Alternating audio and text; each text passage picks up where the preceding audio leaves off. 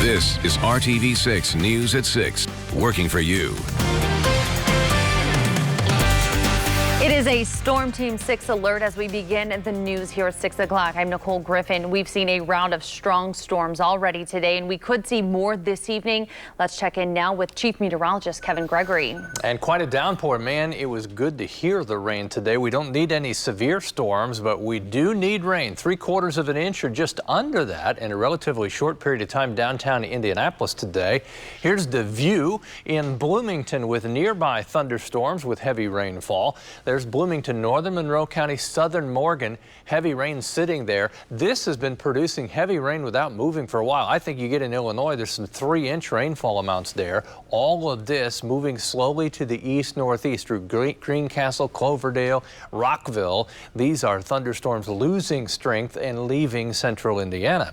These are the only storms for now, and I think as we go through the evening hours, we continue with scattered thunderstorms. Some severe potential damaging wind would be the main threat. We'll show you the theme of the week ahead coming up. Something has to be different. I mean, anytime my son asks to go somewhere, I'm nervous about it. And it shouldn't be like that. Anywhere where there's going to be a large group of young Black boys, I'm nervous for really all of them. Tonight, we are hearing from a woman who was at the Marion County Fairgrounds last night with her teenage son when fighting started that eventually led to a shooting and teenagers in the hospital. Today was supposed to be the last day for the fair, but the board of directors decided to cancel it. Today, crews spent the morning cleaning up and rides were taken down. This comes following what investigators say was a large fight last night. Police say deputies with the Marion County Sheriff's Office were escorting juveniles from the fairgrounds after a fight when 100 to 150 juveniles and adults rushed the fair gates, forcing their way inside. After that, multiple fights started and at least one juvenile was shot. The mother we talked to says she came to the fair with her son for his safety, and ending the night this way was upsetting. I feel bad about it because honestly, like, I'm an African-American woman. I've got African-American children, teenage boys, and it's kind of sad that when I see large groups of younger, I mean, I'd say from my son is 13, from 13 to, 17, these large groups of African-American boys, I'm nervous about it. That's sad. Luckily for me, I made it out safely and everything like that, but I'm trying to explain to him what it means to be an innocent bystander. It's not always like your situation that you could be affected by. And there were people there with their children and babies and infants and strollers, and it's just sad. Amisha Craig says she noticed large groups of teenage boys at the fairgrounds last night with very little supervision. Police also said they made multiple arrests prior to the fight, and many of the teens were not with an adult. Meanwhile, the teen that was shot last night is expected to recover. A second teen who was injured was taken to the hospital, but police say she was not shot. Police say several people were taken into custody for questioning, and multiple guns were recovered from the scene. Tonight, an investigation is underway after a domestic violence call leads to an officer-involved shooting on the northeast side that left one man dead. Police were called to North Parker Avenue just before midnight. As officers arrived, investigators say they saw a man come outside and begin firing a gun at officers. One officer returned fire and the man went back inside. We have photos from IMPD that show damage to at least 3 homes from the suspect's gunfire, including a home where police say shots missed a 21-month-old baby sleeping with their grandmother. SWAT team officers arrived and an IMPD crisis team started negotiating with the suspect. After several hours, due to ongoing medical concerns, police determined it was time to make entry. Once inside, the suspect fired at officers and officers returned fire. The man was taken to the hospital in critical condition but died from his injuries. An internal affairs investigation is now underway. And it was a busy night for Metro police officers. Around 11:30 Saturday night, they were called to Browse Avenue near 34th Street and Keystone Avenue on reports of a person shot. Officers found an adult male suffering from a gunshot wound who died there at that scene. No further information has been released tonight.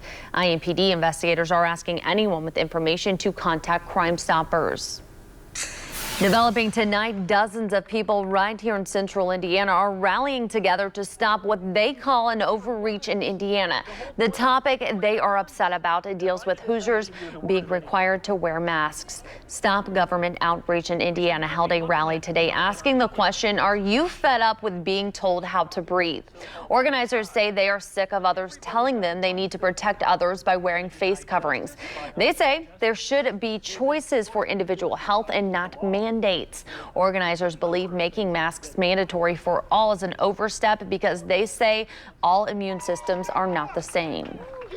There's a real virus out there, and it's taken its toll on some very unfortunate people. I hope they find some treatment, but we will not sit idly by and let them dictate to us how we have to manage our own bodies. There's been so many waffling decisions, there's so many changes that's part of what I believe just shows that this is being elevated to a level that I just don't trust what I'm being told. So it's the credibility factor which makes me question doing the extreme measures that we're doing.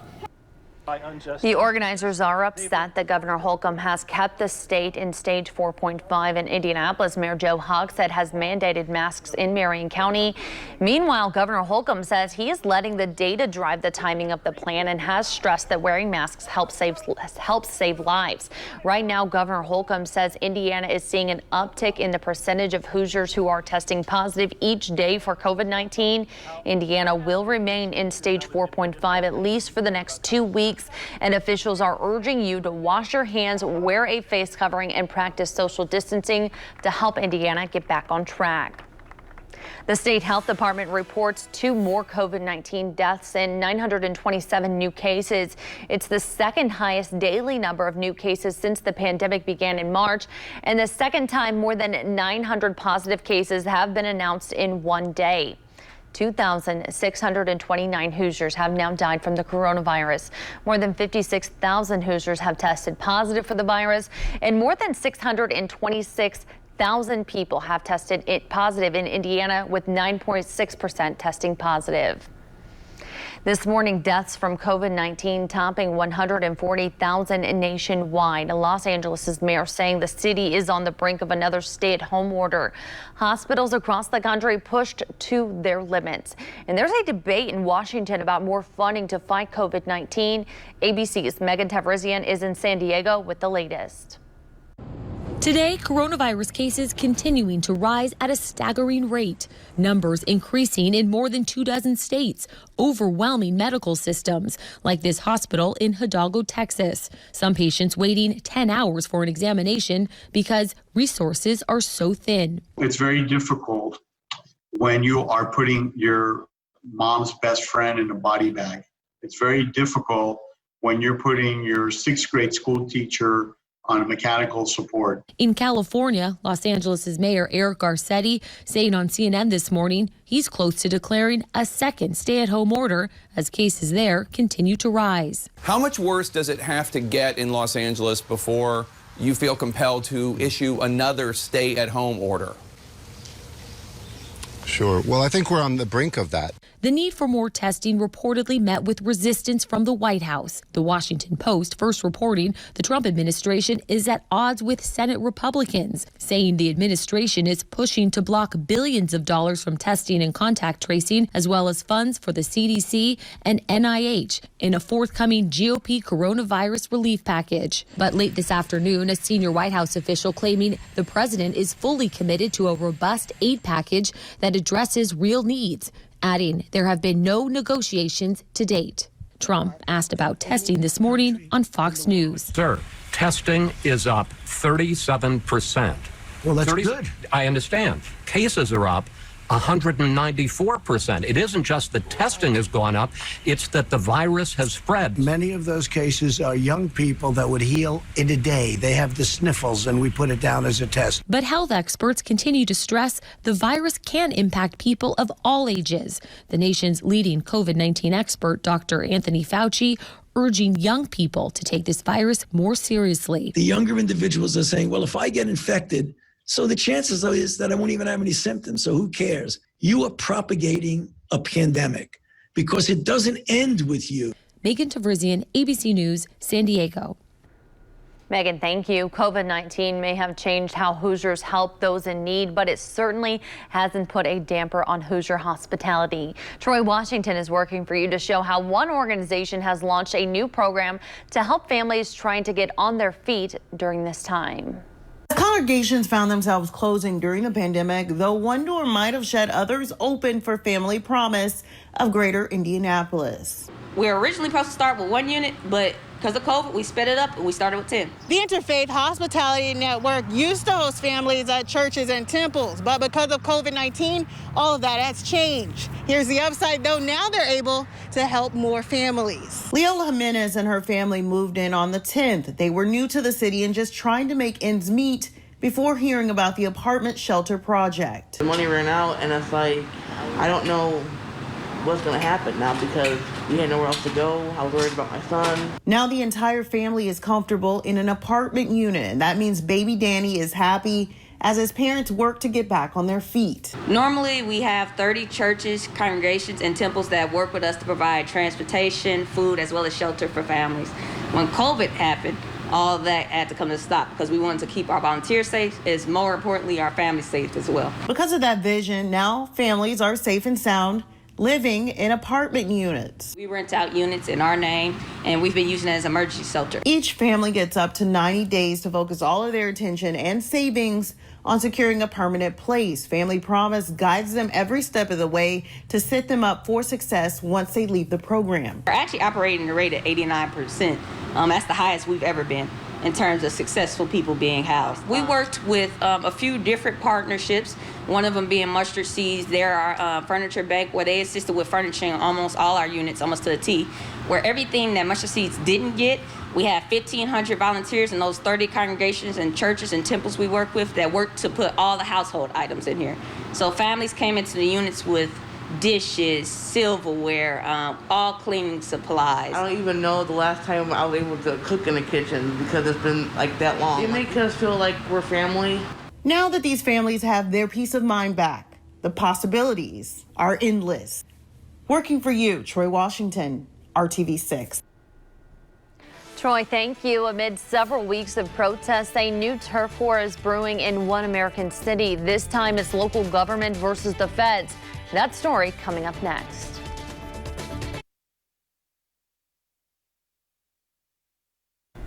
The backlash continues after the Trump administration sent federal authorities to Portland, Oregon to handle growing protests. State and local officials say the presence of these federal agencies are making the situation worse. Here's ABC's Andrew Dimbert with the details. After more than 7 weeks of generally peaceful but contentious protests in Portland, Oregon, federal officials have moved in. Units from the Department of Homeland Security and other federal agencies now facing backlash over their militarized approach. It's like pouring gasoline on a fire. An internal DHS memo obtained by the New York Times says many on the ground are not even properly trained. The Times reporting one tactical team dispatched to Portland is normally tasked with investigating drug smuggling, not local protests. However, a Department of Homeland Security spokesperson telling ABC News that report in the Times is incorrect, and officers did receive additional training for their deployment to Portland. The state's attorney general suing a list of agencies for overstepping their powers, claiming they're seizing citizens without probable cause in a violation of their civil rights. 4 or 5 men came out, jump out, and just start rushing at all of us. It was absolutely terrifying. President Trump defending his administration's actions this morning, tweeting, "We are trying to help Portland, not hurt it," telling Fox News, "If we didn't take that stand, right now you would have a problem like they were going to lose Portland." Portland's mayor says the federal presence is escalating the situation. Their presence here is actually leading to more violence and more vandalism, and it's not helping the situation at all. They're not wanted here. We haven't asked them here. In fact, we want them to leave. House Speaker Nancy Pelosi and Oregon Representative Earl Blumenauer releasing a joint statement against the tactics being used by federal officers in Portland, writing in part, "The House is committed to moving swiftly to curb these egregious abuses of power immediately." Oregon Senator Jeff Merkley says when he gets back to Washington, D.C. next week, he's going to introduce an amendment to the defense bill in an effort to limit the Trump administration's power to send federal agents to places like Portland. Andrew Dimbert, ABC News, Washington. Thunderstorms headline my forecast not just tonight, but for really the next several days. Strongest storms just north of Bloomington in Morgan County, then back northwest into Park and Vermilion. Have a thunderstorm warning that's just been issued for Vigo, Clay, and Owen. That until 6:45. The storm there in Clay County moving northeast at about 25 miles per hour. There's the storm, 60-mile-per-hour winds, quarter-size hail. It will push northeast and eventually cross 231 there somewhere between Spencer and Cloverdale or Greencastle. Another area of just heavy rainfall continues to sit west of Rockville. Well, this will continue to move to the east-northeast, impacts 50-mile-per-hour gusts. Remember, 58 is a threshold for issuing a severe thunderstorm warning. Strong storm along I-69 southwest of Martinsville into northern Monroe County. Look at the hunk that these storms have taken out of the temperature. 75 in Indy, while Bloomington at 92 right now, 76 in Lafayette. Your rain probability through the evening hour, highest in the next couple of hours, but then it stays with us through the overnight hours. 7 o'clock. This matches up pretty well with the ongoing thunderstorms in this area. They continue to move to the east, closing in on Indy by 9 o'clock through Bloomington, and then lose steam in the eastern portion of the state as we get later in the night. Here's your 7-day forecast, and it's pretty easy to recognize what we're doing here. Chance for rain tomorrow is low. The humidity will be lower as well. That's a nice trend. But Tuesday, Wednesday, and Thursday each day, thunderstorms likely, and the temperatures, they'll be in the middle to upper 80s for the week ahead with the humidity returning. Isolated severe storms this evening, some street flooding from those heavy downpours. Take a little break tomorrow and then back to thunderstorms Tuesday through Thursday, bringing much needed rainfall to central Indiana. We'll be back with more news right after this.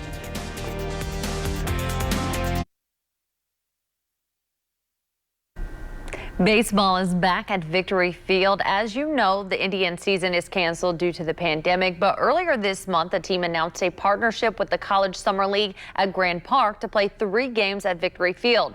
The first game took place last Thursday. 2 more games are set for July 23rd and the 30th. As Brad Brown reports, this baseball boost is just what the young players need to get back in the game. The boys of summer are getting a second chance to salvage something of a season. It gets a little chippy sometimes between teams and everything, but definitely it's a fun atmosphere for sure. I know that from my friends that also play in the league, it's definitely like something that where we have that still competitive edge and everything, but all around it's a fun time. Westfield's Grand Park is hosting the College Summer League, a dozen teams filled with around 400 players, largely from central Indiana and the Midwest. Getting that, the information that they weren't going to be playing ball and then getting this response back, they were definitely excited to have a place to play. A lot of the guys enjoyed the way we've gone about it. Instead of playing 70 games, we're getting everyone 30 games. From Division I talent down through to the junior college ranks, all of these players share the common thread of having their original spring plans to play canceled by COVID-19. It means a lot to me because I was originally going to go down to the Prospect League down south in Terre Haute, Indiana, and just the ability to actually come out here and actually play at Grand Park. I mean, I live 20 minutes right down the road, so it's nice to be on like great facilities and all that other stuff. A handful of these guys will be getting strong looks from Major League scouts. For many of them, though, it's simply a chance to be on the field, when that prospect seemed grim just a few months ago. We focus all of our program on training, so we're not over pitching anyone, we're not overplaying anyone. We have trainers on staff that assist them at our indoor facility. We've gravitated towards some college baseball, and now without not having any Indians games, and to be able to bring some of these college kids out, give them a unique experience, all-star game, regular season game, and then a championship game, we feel really good about it. The now common threads of playing during a pandemic are easy to spot around Grand Park. We have to continuously remind people, hey, follow these guidelines, listen to us. We're trying to keep everybody safe here. But once they step between the lines, it's just baseball. Once we get on the field, before the game during BP, we'll joke around a little bit. Once we get on the field, it's like down to business. It's like, hey, we want to be the best team. In Westfield, Brad Brown, RTV6 Sports. Strongest thunderstorms just west of Spencer, moving to the northeast. They'll cross 231 between, say, Cloverdale and Spencer. 50 to 60 mile per hour wind gusts there. Also torrential rainfall Martinsville. Then you go west of Rockville. These storms will continue to push to the east for the next couple of hours. I'll be right here keeping an eye on it. Nicole? All right, Kevin, thank you so much. And thank you for joining us. We'll see you right back here tonight at 11. Have a great night.